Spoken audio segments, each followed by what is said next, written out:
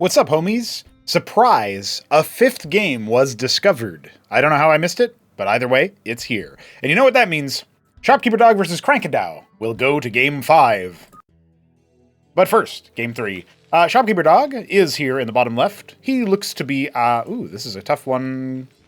Is it Glacial? It is. Glacial Terran in the bottom left of Catalyst. By the way, this is mapped by Veek7, not by BiddyB, so I stand corrected on that. And Krankendau in the top right, he is our Maroon Zerg. Making it easy on me by going Maroon all the time. I did always used to say, if you really wanted to butcher my color guessing theory, you could go between Blood, Maroon, and... Is there another one that would be really good? I guess, like, you wouldn't want to do these, like, as the same profile, but you could do, like, Blood, Maroon would be one cursed color guess switch. And the other one would be, like... Chestnut Mahogany or something like that anyway. So, as we get into this, let me just remind you guys that Cosmonarchy, in addition to having over 100 player colors, also has a lot of other changes to it compared to Starcraft 1. You'll notice that you can harvest gas directly from the geyser, and that you can go for something called a Larvosk Cesiant, which Crank will helpfully demonstrate now. It costs a lot of S-beam, but it does spawn larvae just like a hatch. Bit more efficient with the resources early game, so usually a part of those early game tempo openers. And after that, well, it's anybody's guess if they want hatches or if they want more Cesians. Our new name for colony, of course. Mavericks are coming out here, out the wazoo with a couple stockades opening up. It looks like this will be fast pressure from Dog. He's going to scout out that it is a Kagrant Pool Larvosk. That's the build opener for Krankendau. So as the pool ends up popping open here, and the Larvosk 2 arrives, we are going to end up seeing what the first couple of military units will be for Mr. Crank. He won't be able to have his scout denied. Shopkeeper Dog does end up getting exposed as a double stockader. We'll see if those extra production structures end up giving him a little bit of additional value. The Zets are here to pincer the Mason. It does not successfully stop the Zerg Swarm all by itself. And this Mavericks made it all the way across the map. You're going to see a good number of Mavericks, actually, coming on out here as the Zeths. The first Zeth is going to be dispatched as Scout. It wasn't on attack move, so it will end up being caught here. And it doesn't quite look like Shopkeeper Dog. I mean, he's body blocking really nicely. That was like a linebacker Maverick. Like, no, do not move. Do not pass go. But no, it will indeed get absolutely bodied. Well, this looks like early action is going to be a key ingredient to this game. Maybe we'll get through all 5 at the end of 2 videos. That would be remarkable. We do have a bunch more quads coming, as well as second larva, so we're going to get a lot of production out of here for Crank. Every larva-producing structure is going to be 14 seconds pass, and another larva will pop up. Now, here comes the stem. Shopkeeper Dog going to charge forward. He needs to pre-stem immediately before his previous one runs out, and there we go. You're going to see just how powerful stemmed Mavericks can be. Krankendau could be fighting this here, but it looks like he's going to get caught up in that situation. A little bit rough. You can see the peppering definitely working out and reducing the quads count quite considerably before they are eliminated. So, you know, it forces a lot more military units out of Crank. He is going for the Zorka's Shroud. His economy definitely in the bin. These Mavericks are going to stop back here and see how much they can thin the herd of Zethrakors. You want to try and cut down on the military count here for Shopkeeper Dog's POV, because his ministry is going to be able to finish in his stalls to move out from across the map. He's adding a star pad, another stockade, but he doesn't have that many military units on his end. So he is going to need to step forward and fight here with those reinforcements. Great play from him with the, you know, pullback there, and with only 2 quads, Krankendau not exactly going to be able to do too much over here. It looks like he's mostly back at home, macroing up, doing something else. And so, yeah, he's going to set up his expansion. He's got a lot of larvae that he can't immediately use. He will be making some quads to watch for a potential move out. But with all those Mavericks so brutally wounded, I think that Shopkeeper Dog will hold on his next move. An Anseal coming out here for protection. Okay, that's at least something. And actually, yep, I was saying that he'd hold, but he is not. He's going to step forward. A lot of Zeths coming and behind the quads, and as well as a single Lakizalisk. So we are going to see the Lurker unit, if you know that one from StarCraft 1. The new version of it in Cosmonarchy will come out to try to respond to the Mavericks. A nice little stem coming up there. They're going after the hatch. They need to be making sure they're laser focused on these combat units. taking the step back as the stim procs yet again, but that's just a lot of Zets that are going to allow the Quas to sort of thin the gap there, shorten the gap. Maybe an attempt there as he's trying to run back, but it is a harder task than it looks with StarCraft 1 pathing. Oh, pre-stimming with the Anseal in the area. Good detection for the Lakes, though, I will say. Definitely want that Anseal with the Force. More Mavericks coming on out here. I think I saw, yeah, Cyclops being made. Okay, Shopkeeper Dog has some plans. Now, I will say that if there's enough of a split here onto these Mavs, you know, once the one... I feel like 7 Mavs or 8 Mavs is not going to be enough to break this. But, you know, he has caught Crank drooling. Not drooling. Crank's smarter than that. Let's see what we see. A Trojan on the way as well to help maybe ferry these units out of reach for the Lakizalisk. Not very quick on the draw there. So Krankendau will get his Zetracore all the way across the map, it looks like. Okay, never mind. No, I was going to say, what's going on here? Dog's going to remass and leave a couple of Mavericks at the gates just to clear this. You know, Krankendau scouting no third base. That does kind of like immediately tell him, okay, my opponent's still going on the offensive. He will be adding a Circuit. I feel like the third base is pretty far away from this timing anyway, but, you know, anything could happen. He's actually patrolling a bunch of Quas. He scouted the Anseal. He knows that, you know, Trojans, right? The drop play is a possibility. And the Palladium finishes up just in time for the first Trojan to pop out. We'll see what kind of units end up getting made. No, actually, the first Trojan's over here. So we are going to see that, is it an elevator? It looks to me like it's an elevator. Seeing if he can find a blind spot. He will unload and immediately announce himself. That's going to be a move of the ground army up there. Immediate focusing onto the Zorius. Not a bad idea. They're going to scoop themselves up. That's 150, 175 minerals taken out, yeah. So, you know, cost efficient, but definitely APM intensive. We'll see if he ends up continuing that. A second Trojan has arrived. Oh, yeah, as soon as he sees that, he's going to chuck tail and pull back. Okay, you got a lot of Lakes there. This is a big bio force, and he does have 2 Trojans. It feels like he could absolutely double drop back here, but there is also the Lakes, right? He needs to bring an Anseal with him so that he can reveal it. What is Shopkeeper Dog's play? We've seen him, like, take advantages before. In fact, in Game 2 of this series, which we casted yesterday, it was plainly obvious, right, that Mr. Dog, he has the ability to establish a contain, but does he have the ability to continue it after that? 3 Trojans, not bringing the Anseal with him could be a bad idea here considering the presence of the Lake is. And a lot of military units are here for Crank. He's thinking about maybe moving out. Might be a bit of an anti-timing. Now the Anseals are here, and he is going to indeed see that there's a threat there. Accidentally unloading 1 Maverick, happens to the best of us. Unloading right on top. He needs the Anseals in that spot so that he can reveal it and shield them. Ooh, that Lake has got a lot of value, and there's many more where that came from. The Mavericks are going to stim back. They're going to try to focus down the Gorgacores. The Ensnare is soon to follow. And are they? Oh, he's actually stimming after the tech. It's worth pointing out here, there's actually not that much to clear this area, but I think there was a stim that didn't get in there or something happened there to lower the DPS of the Mavericks. Maybe the absence of Ahmed. Who knows? Maybe that one fateful Maverick at the bottom could have made the difference. That Shroud stays alive. This is looking very bad for Shopkeeper Dog as his attempt at dropping to break from an earlier stage, he goes for tier 2 as the move out happens. It seems like an unlikely move. But you know, there's 8 Mavericks in that. Do we have any defenses? No, there's not a single thing defending besides the Circuit. If we get a good stim, he's going to finish the job onto the Zorki's Shroud. In for a penny, in for a pound. He should be able to focus down something here. There we go. Finally, he's going to break that 10-kill Kagrin. Jeez, dealt almost 500 damage. 8 kills on Larvosk, too. That's not a bad haul. He's, most crucially, Krankendau has responded by bringing his army back.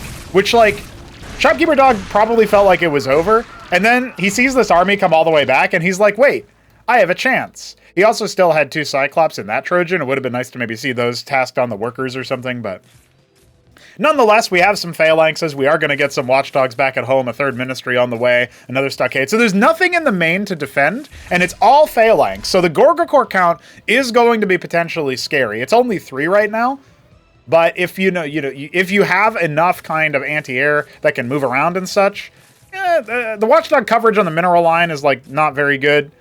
So there's that to concern yourself with. But Krankendau so far has been bringing them with his army. The Cyclops are going to go ahead and guard for expansions and such, it looks like. The Atlas is done. We still have no madrigals or anything, which does concern me for the anti-air game, but we'll see. We'll see. I mean, the single Trojan is occupying the Gorgacores for now. Damn, it even got away. And somehow this game is still going on. Krankendau has absurdly floated a ridiculous amount of money. He's going to go ahead and drop his hatch. He's got 2k minerals. First shots exchanged. Anseal here for detection. And with the lake is, you know, you have to watch out for the phalanxes, right? He's going to just dive in and see what he can do. The Zoryus count is absurdly high right now. So that is going to take a very long time to break out. The Shaman's definitely keeping those units alive for a lot longer than they would have otherwise, but it's still not looking great right now. You do have more phalanxes. Focusing down those Lakes, it's a good move. Deployed Shamans and Anseal providing detection. There's still 6 Lakes here, and they are going to try to dive in. Where's the control from Shopkeeper Dog? Nope. His control was on his keyboard as he Jeeges out. That is going to be a game in favor of Krankendau. It does seem to end rather unceremoniously, as I do feel like there was an opportunity for him to get by. I know I was harping on the lack of anti-air. That didn't end up factoring in whatsoever because the Gorgs went elsewhere instead of with the main force. But you can tell that he threw away a lot of units, kind of throwing good units after bad. But it still did force, like, the position was what and truly done when his drop didn't get too much done there. And then he had no units and he decides to go for, like, triple, the third ministry and the Atlas at times when I would argue he's very far behind. Anyway, that's the analysis, but let's get into our fourth game and second of the day. Fourth game of this set coming at you. You know where we're going. It's still Catalyst, baby. They're all Catalyst games. Not a problem by me. Get to showcase the new maps in a little bit more of a focused frenzy. Krankendau will be our Maroon Zerg in the bottom left this time. Hey, I think whoever's been in the bottom left has lost all of the games so far that we've casted. You remember Shopkeeper Dog won the opening and he was in the top right? Then he was in the bottom left, I think. Yeah, that's right. That sounds about right in game 2. Now he's in the bottom left in game 3, loses. So he's in the top right. Let's see him win this one. Shopkeeper Dog is our green Terran in the top right.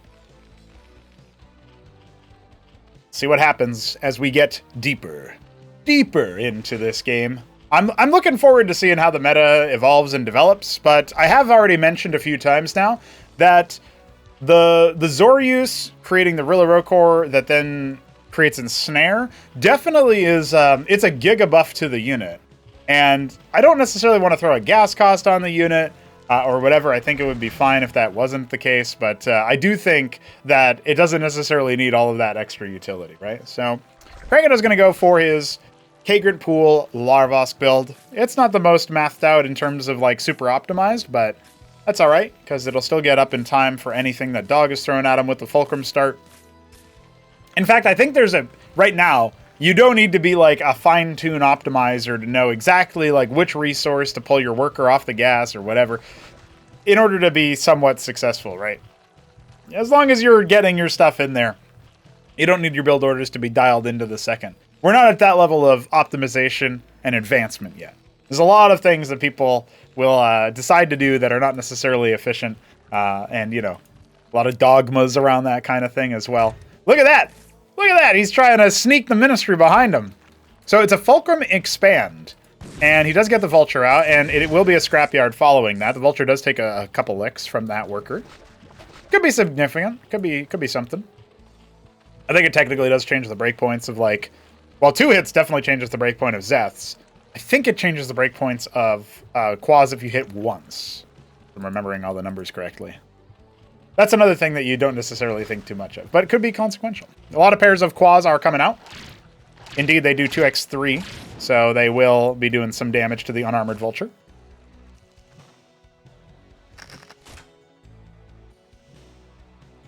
He's laid a few mines. He's just going to try to slow the exit of his opponent. When we see any mines, does Krankendau end up going for the play? I wonder. I mean, it's going to be a couple of Blackjacks coming out now.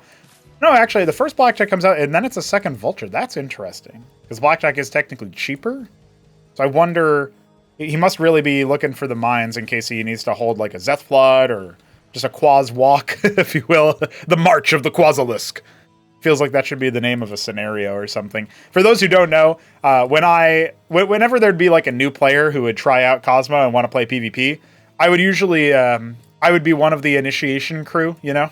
I still do this from time to time. I did it to Doglived, but I did it with Zeths. Where I just make mineral-only units and I don't harvest Vespene. It's just pure mineral-only, that's it. And you used to be able to do that with vassals, but I have added a gas cost to the lattice, so I would have to, you know, betray my religion and harvest Vespene when I'm fighting some of these new guys for the first time. This is an interesting mine placement. I wonder if he's looking to, like, catch a drop or something. I guess, like, if a worker goes...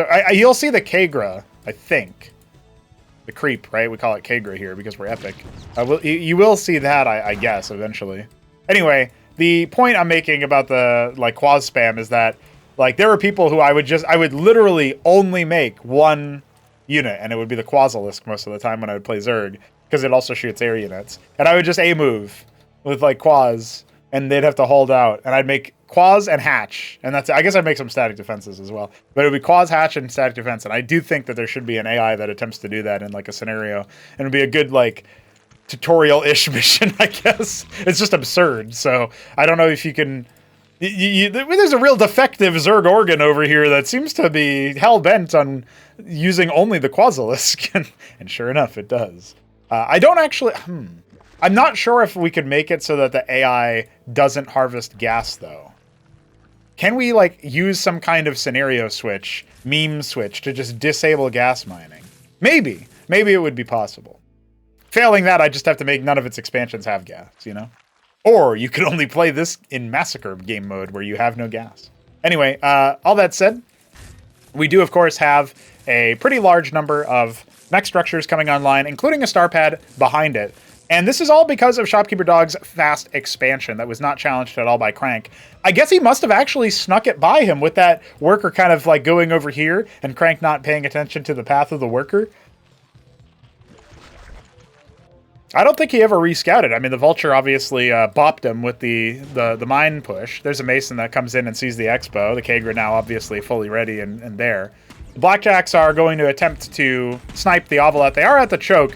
Not quite. Oh, there you go. He does end up getting it. So he won't see the pure mech opener here. It's I love the pattern bases. It's scrapyard palladium, scrapyard palladium, scrapyard palladium. We'll see what the next add-on ends up being. It will be a Zorkiz for Crank. I mean, when is it not a Zorkiz for Crank? He is a Zorkiz man. No, he revealed him, but he couldn't shoot him fast enough. It's brutal. Don't worry. There's a lot of mech where that came from. So as the Blackjacks lumber forward, spurring into action like some kind of strange mech game, we've got the Phalanx in the back for artillery. I do like this idea. I mean, there's no healing just yet. The Antseal's not with the army for shielding. The way that the Antseal works is that as long as it maintains energy, units underneath the bubble will have damage directed towards the Antseal. If you're attacking like the Phalanx underneath or any of the units here, because they should still be in range of the Antseal will take the damage instead of the unit, as long as it has energy. So absorbs it for that. Pretty useful. You can obviously stack a lot of them because we don't have any air pathfinding. I don't think we'll be able to program that into this engine either. That's something that we want to do to avoid the silly arms race of splash damage and infinitely stacking units.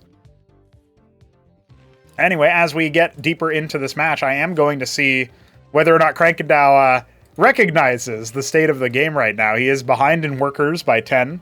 I thought maybe he'd be taking his third since he's not really moving out, but instead it looks like he's massing up a lot of Lakes, which isn't a bad move. He's not making... Okay, he's made one token Zoryus. Now a second one coming out as well, a third one in production. And look at that, he is going to be trying to take a third. Now his forces are kind of spread out. This area seems like it's been a bit awkward for him as far as... I don't know if it's like a pathing thing or what, but he's struggling to move around. Now there are a couple of sort of besieged phalanxes, and they aren't... Okay, that's going to have to be a cancel. Maybe it's not even going to get canceled, actually.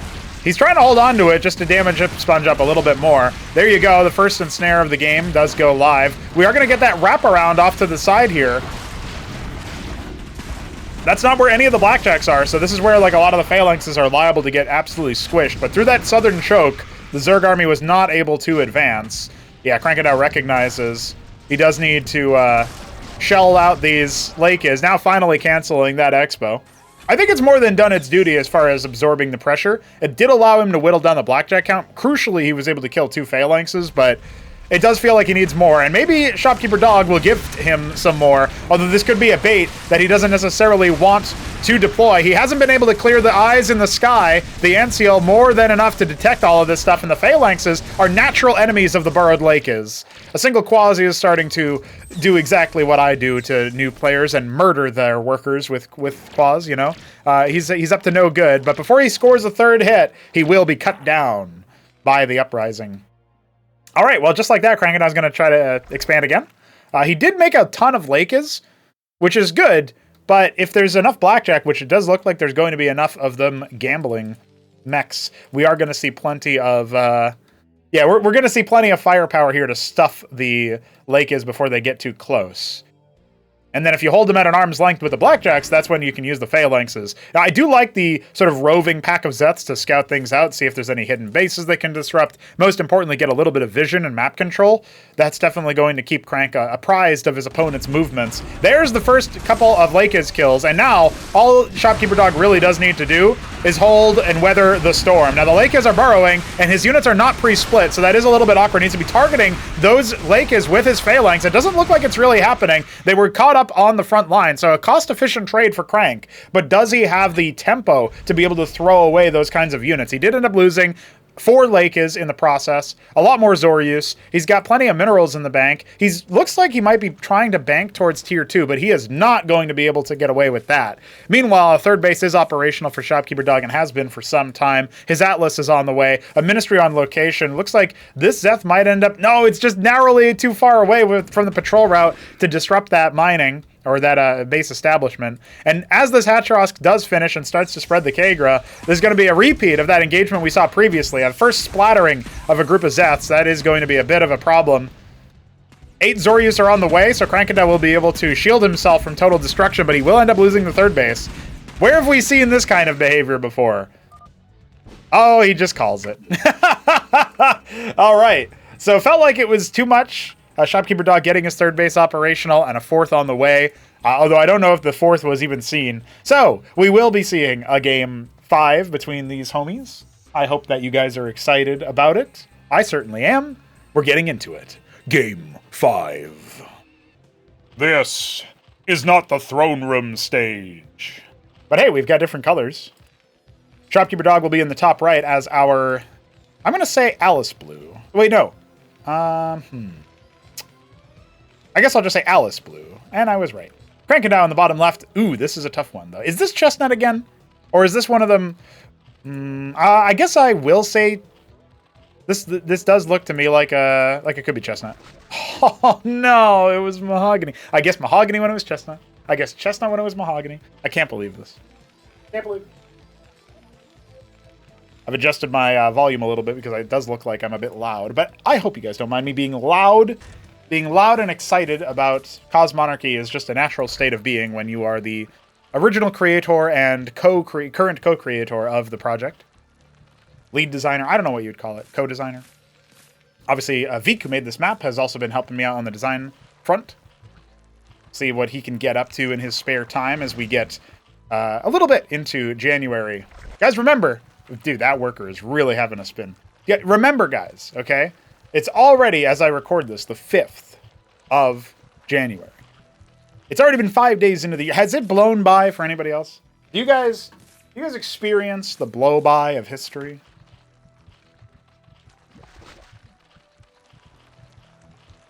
It was at that time, at that moment, of philosophical discussion that I decided to take a sponsored sip. This looks like it'll be a fast 2 Larvosk opener here for Krankendau. We'll see what he wants to get done with that. Making the decision to go for military in base as opposed to, you know, trying to go for a faster expo. Meanwhile, because it worked for last game, and because Shopkeeper Dog really likes his bases, he will be jumping straight into an expansion. Don't get it twisted, okay, guys? With 5 pairs of Zeths hatching and only 1 Vulture to hold him at bay, You're going to need some serious micro to get out of this one alive if you're a shopkeeper dog. All right, the micro begins. So far, it's not going so hot. There's a problem. Houston, we have a problem. That second vulture is out. It can lay some mines. It's not going to lay some mines. It's just here for micro. That's right. Now you can one-shot the Zeths. Okay, I think he's fine. Krankendau thought about expanding and thought better of it. A small detail, but Cosmonarchy Zerg does not immediately begin regenerating health. They regenerate after an out-of-combat timer. So, you know, previously where you need, like, what would you say? Like, I think you need to hit the vulture grenades in the same frame to one-shot a drone in Starcraft 1. You don't need to worry about that here. It's within 2 seconds. So the margin of error is definitely more significant, more wider there. With 3 vultures, it's even more ridiculous, and a 4th one is out here. So Shopkeeper Dog has not been allowed to get his blackjacks up and running. No scrapyard, but a second fulcrum is on the way. A very fast Zork is on 1 base for Crank as he begins to tie up the worker queue, tie up the worker count here.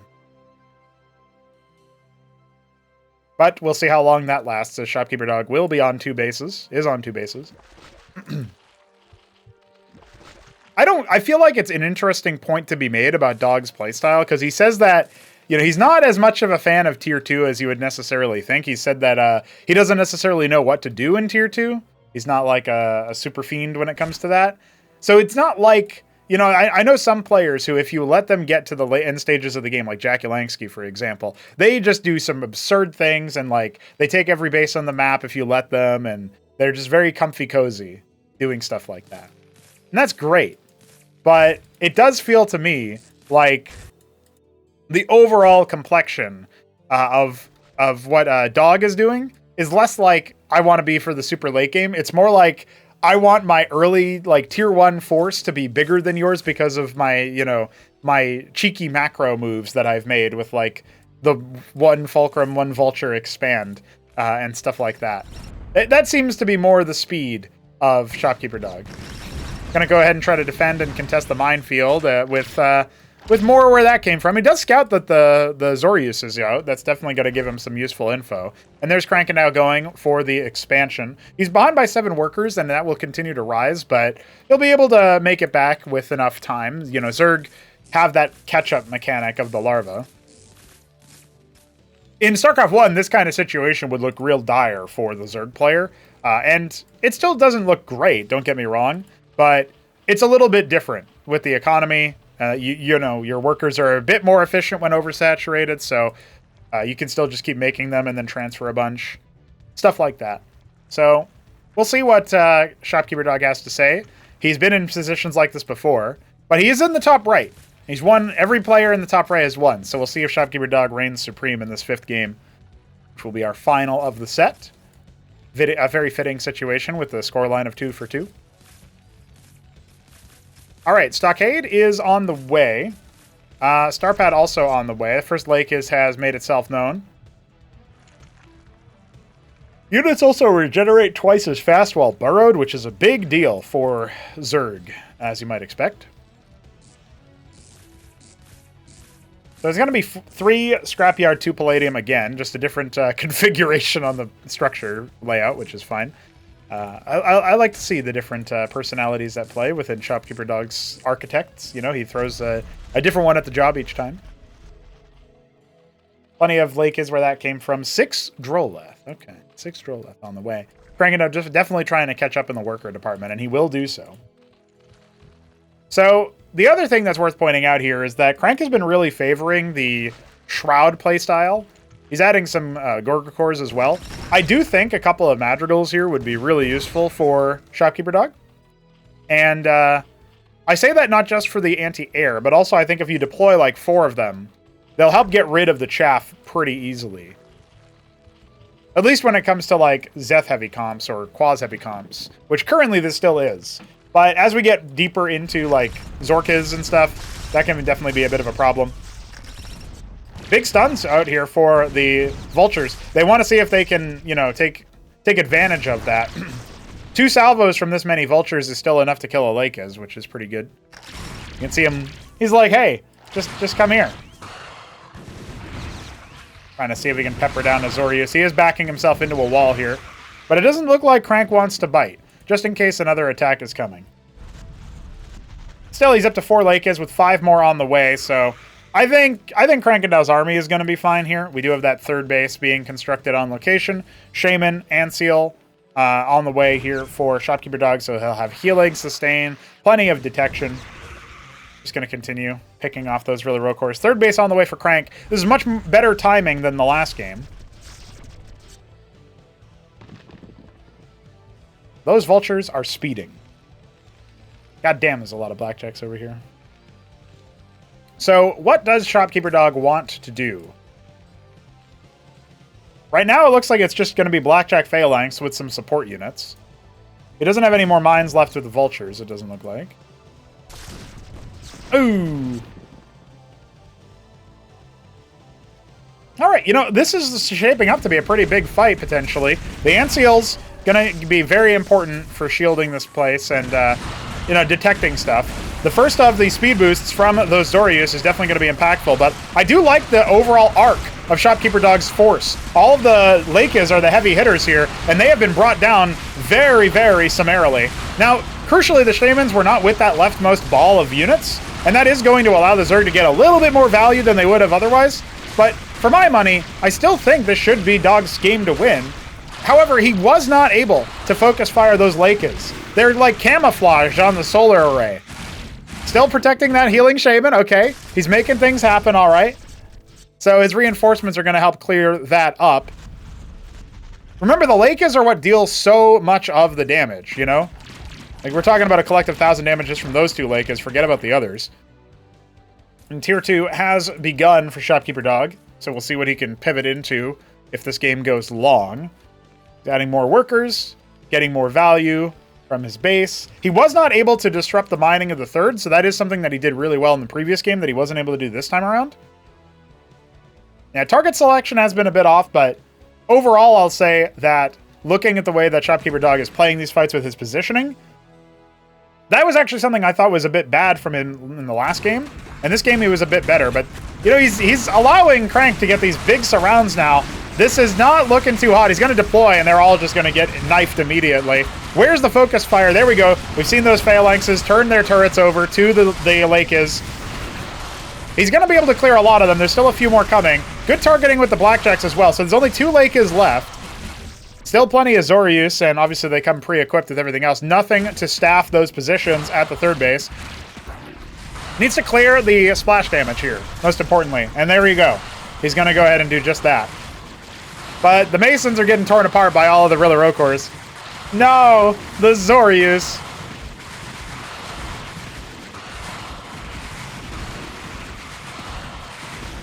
Alright, so he's lost a lot of workers, Shopkeeper Dog. And there's reinforcements coming in. This is looking like a Zerg victory. But where are those reinforcements from Dog? He's got a bunch of his units up here that he could be bringing in. It doesn't look like the crisis response was here just yet. He's back at home thinking about what to do with his Tier 2. He's going to go ahead and drop some captaincies. He does have the tech advantage still, but it doesn't look like he can hold the gates as they collapse in upon him. I was going to say, getting a couple of apostles out would have been real juicy there, but it's not going to happen this time around.